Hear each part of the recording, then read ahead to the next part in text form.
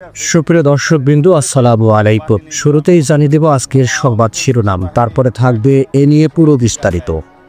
হঠাৎ করেই রাজনীতিকদের মাঝে অনৈক্য অত্যন্ত হতাশাজনক। মির্জা ফখরুল ইসলাম আলমগীর। বিএনপির মহাসচিব মির্জা ফখরুল ইসলাম আলমগীর বলেছেন, গণ অভ্যুত্থান পরবর্তী সময়ে রাজনীতিতে ঐক্য প্রতিষ্ঠা বড় সুযোগ এসেছে। তারপরও রাজনীতিকদের মাঝে যে অনৈক্য তা অত্যন্ত হতাশাজনক। রাজধানীর কাকরাইলে কৃতি শিক্ষার্থী সমাবর্তন অনুষ্ঠানে তিনি এসব কথা বলেন।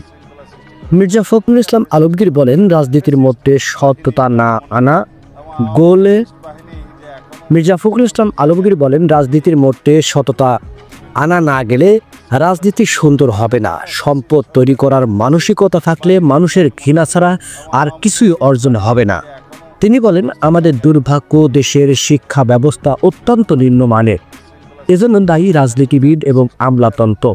অন্যদিকে বিএনপির চেয়ারপারসনের উপদেষ্টা জয়নুল আবেদিন ফারুক বলেছেন, এ মাটি যেন আর ভাইয়ে ভাইয়ে রক্তে না ঝরে। সকালে নোয়াখালী সোনাইমুড়ি উপজেলায় নাটেশ্বর ইউনিয়নের বিএনপির 31 দফা লিফলেট বিতরণ অনুষ্ঠানে প্রধান অতিথির বক্তব্যে তিনি এসব কথা বলেন। জামায়াতকে উদ্দেশ্য করে বিএনপির এ নেতা বলেন, আপনারা ক্ষমতায় গেলে আনুপাতিক প্রতিনিধিত্ব বা পিআর ঠিক করে নিন। জুলাই সনদে যখন স্বাক্ষর করে ফেলেছেন, আসুন মিলেমিশে ডক্টর ইউনূসকে সহযোগিতা করি।